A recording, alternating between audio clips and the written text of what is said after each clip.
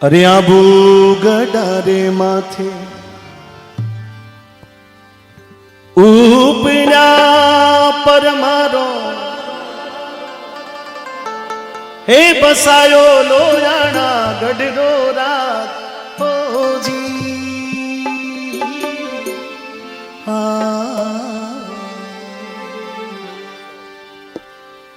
ऐसो सतवंती रूड़ो राजीवी मरुधर में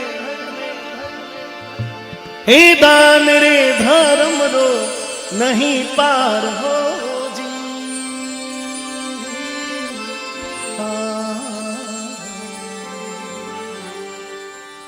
ये झड़ जाए फुलडाने रह जाए, झड़ जाए फुलडाने रह जाए।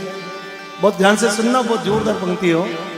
झड़ जाए फुलडाने रह जाए वासीना जुगड़ा में हे बेला रे सत्यों रो अमर नाम हो जी। जालोर जिले में जब सुंदागढ़ है, आप में से कई लोग गए होंगे।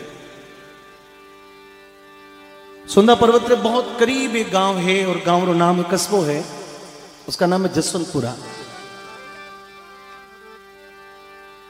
कई बरस पहला उस जगह का जो नाम हो उसको लोयानागढ़ कहते थे। परमार वंश के राजा चंदन वहां पर राज करते थे। आज भी उन पहाड़ियों में वो किला, वो नगर पूरा आज भी खंडर के रूप में मौजूद है। कुछ लोग जाके आए, कुछ लोग गए हैं। तो उन पर्वतों में आज भी वो जो जसवंतपुरा की जो पहाड़ियां उसमें वो आज भी वो सब कुछ मौजूद है जो हजारों साल पहले था। सूर्यवंशी राजा चंदन और उनकी पत्नी नाम मलियागिरी। लेकिन सत्य और धर्म की राह पर चलते चलते राजा चंदन को बड़ी कीर्ति हो गई, बड़ो नाम हो गए। इतनी कीर्ति के बाद में भी एक बार परीक्षा लेने की कोशिश की, जिस प्रकार राजा हरिश्चंद्र की परीक्षा ली। तो भगवान ब्राह्मण के रूप में आया राजा चंदन के द्वारे, बोले राजा थारो नाम सुने तू बड़ो सत्वादी आदमी है और तू तारे मुंडा में जो शब्द निकाल दे उनमें फिर वचन हार नहीं वे, ऐसा भी मैं सुने है। और थारे आंगने में आयोड़ो कोई आदमी खाली नहीं जावे, वो भी मैं सुने हूं। हे राजा, जो मैं थारे कनु दान मांगू वो तू दे सके। राजा चंदन क्यों बाबू जी आप पधारे हो, आप जो आदेश करो, मारे जो भी लाए के मैं आपने तैयार हूं। बोले राजा दान बड़ो है और वो दान सोच विचार कर तू हाँ बोल जे, क्योंकि हाँ बढ़ने बाद में थने वो दान देना पड़ेगा। राजा चंदन बोले कि मैं क्षत्रिय रो बेटो हूं, मारो कुल ना ले जाऊं। रघुकुल रीत सदा चली आई, प्राण जाए पर वचन न जाए। हे बाप जी, आज तक मारे आंगने में आज तक यदि कोई छोटो लगा बड़ो आदमी आयो मैं खाली ना भेजो। और आप तो संत हो, गुरु महाराज हो, आप तो भगवान हो, ऐसा वेग भगवान के रूप में आयो, आपने खाली ना भेजो, अब आदेश करो। राजा चंदन ने जब इतनी बात करी तो भगवान जो है वे ब्राह्मण के रूप में बोले राजा, एक तो लोयानागढ़ रो राज जो है वो तू मने दे, वचन कर कि और राज आप रो। और राजरी शर्त भी आ कि थारा जो पेरोड़ा कपड़ा है, इन कपड़ों में तू और थारी पत्नी और थारा 6 महीना और बालक की नगरी में छोड़कर चले जाओ। राजा चंदन बड़ा समझदार था, बोले गुरु महाराज आपकी बात बहुत ठीक है, पर मैं गृहस्थी आदमी हूं, तो मारो गृहस्थ धर्म भी है। इतना बड़ो फैसलो मारो अकेला रो फैसलो है तो मैं कर सकूं, लेकिन मारा जो 6 बालक जो है 6 महीनों उसके ऊपर उनकी मां का अधिकार है।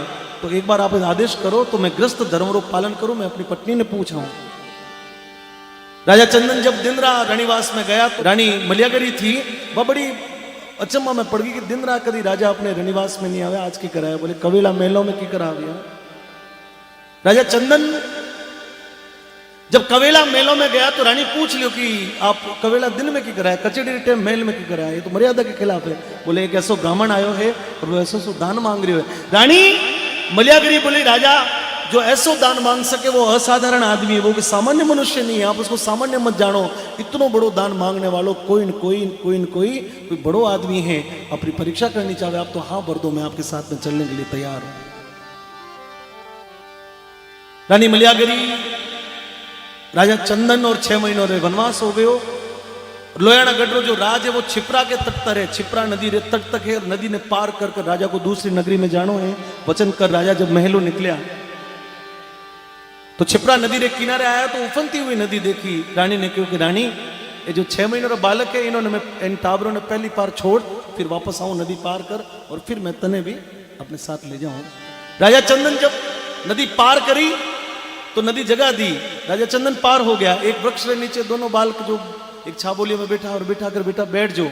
ऐसा कर राजा चंदन जब नदी रे बीचों बीच वापस रानी मलियागरी ने लेवन वास्ते आया उसी समय नदी ने उफान भरी। भगवान आदेश दियो नदी ने कि उफान भरो और किनारे पहुंचते पहुंचते राजा चंदन रानी मलियागरी के सामने नदी में बह गया। रानी अपने पति ने नदी में बहतो देख अपना पुत्र नीर सायर ने अगली कांठी देख रानी मलियागरी बेहोश होकर गिर गई। वो तो सुध-बुध भूल गई। एक कुमार जी रो घर थो पहाड़े। कुमार जी आया कि रानी है। कुमार जी अपने घर ले गया।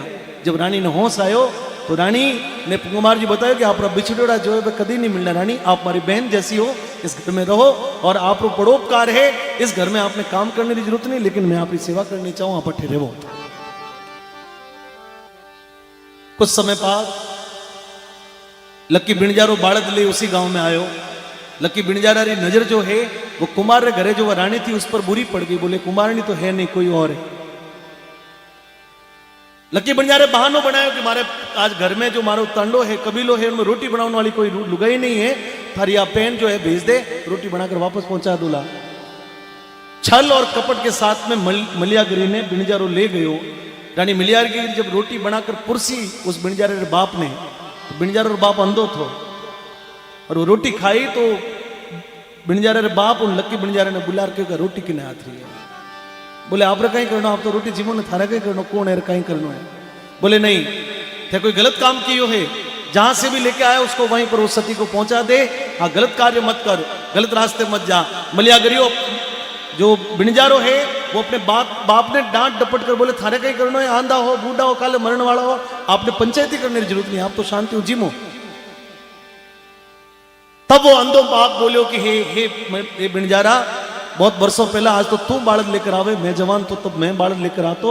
और एक समय मैं लोयाना गढ़रे किले में गयो हो, राजा और रानी रे हाथ रोटी जीमी, आज बहुत वर्षों बाद में उन्हीं रोटी रो मने स्वाद आ रहा है। तू कोई रानी ने ले आयो है, गलत कार्य मत कर, गलत मार्ग पर मत चल।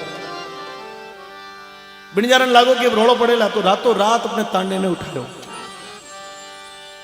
रानी मलियागरी ने 12 साल तक अपनी बोरी में एक गुणती में बंद रखी, एक बोरी में, लेकिन मलियागरी अपने सत्य ने नहीं त्याग्यो।